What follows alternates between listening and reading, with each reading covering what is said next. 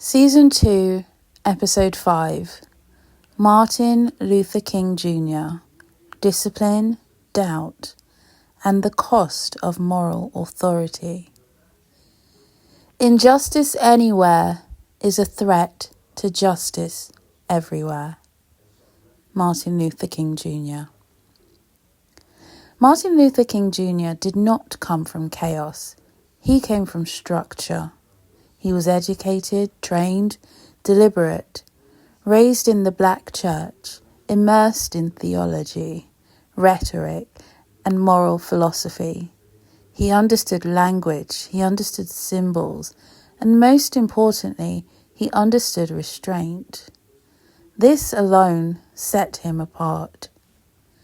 Because in a time of brutality, restraint looks suspicious. To some, it looks like weakness. To others, it looks like control.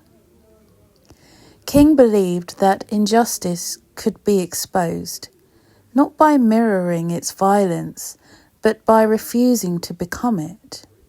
He believed suffering, when willingly borne, had the power to force a moral reckoning, not because it was gentle, but because it was public.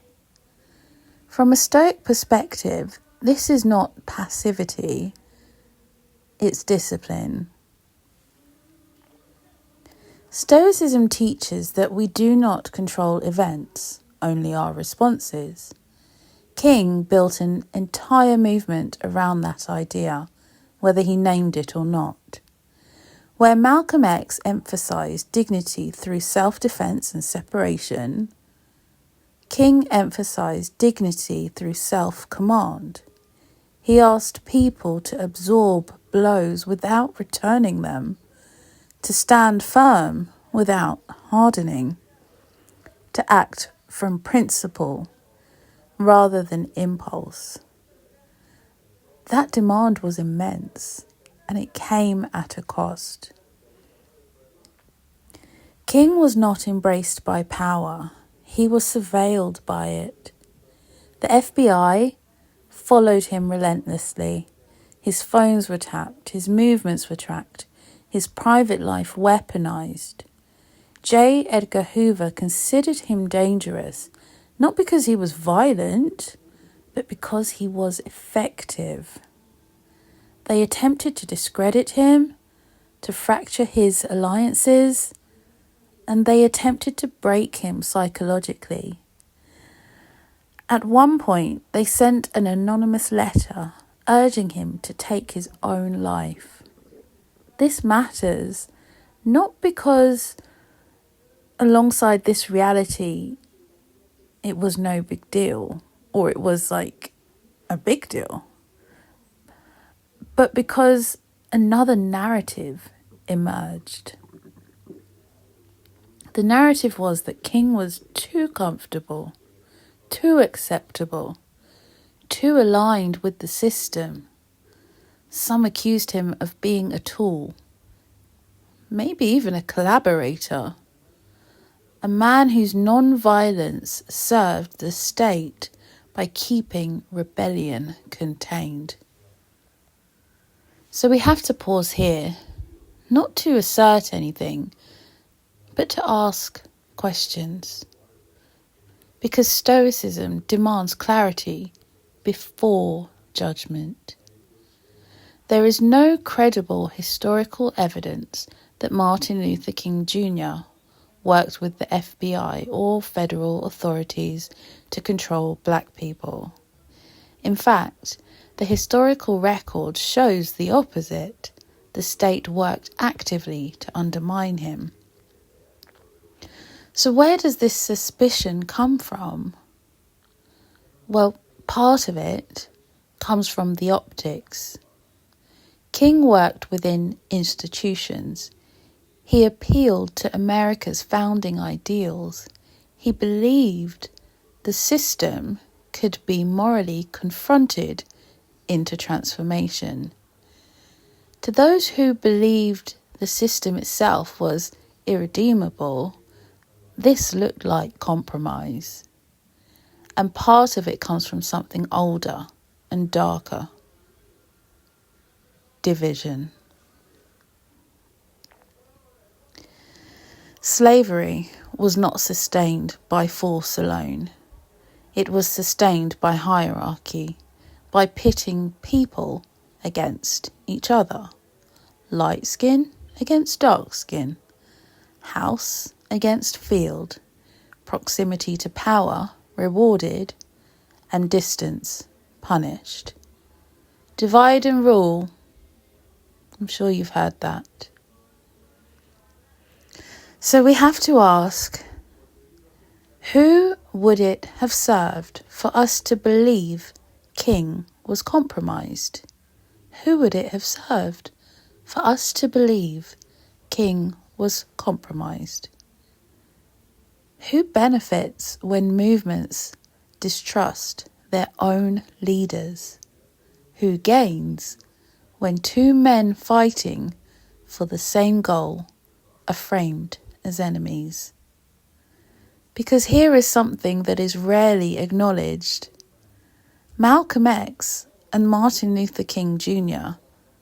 were not as opposed as history makes them appear. They differed in method, yes, but not in aim. Both sought dignity, both sought self-determination, both demanded moral seriousness. Malcolm believed confrontation was necessary to awaken power. King believed restraint was necessary to expose it. Stoicism does not automatically favour one over the other. Stoicism asks a completely different question. Were their actions governed by impulse or by principle? King's discipline was extraordinary. He endured beatings, imprisonment, threats, humiliation, and refused to abandon his method even when it endangered his life. That is not cowardice. That is mastery over fear. Near the end of his life, King's tone changed. His speeches darkened. He spoke openly about death, not about panic, but with acceptance. He did not speak as a man expecting rescue. He spoke as a man who understood the cost and had already agreed to pay it. This is profoundly stoic. Not optimism, not denial. Acceptance without surrender. King did not live to see completion. He did not escape violence. He did not compromise to preserve himself.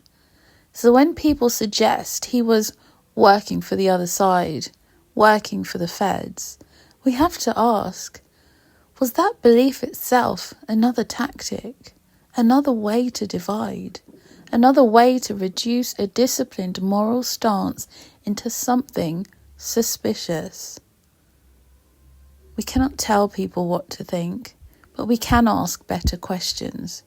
Do you believe Martin Luther King Jr. was working for the other side? If so, why do you believe that? Have you considered that the claim itself may have been a tool to undermine trust, to fracture unity, to keep attention focused inward rather than upward? And finally, we have to ask a harder question still. If two men share the same goal, does it matter if one chooses confrontation and the other restraint? What does Stoicism say about that? Stoicism does not judge actions by how they appear. It judges them by whether they are ruled by reason, virtue, and self-command.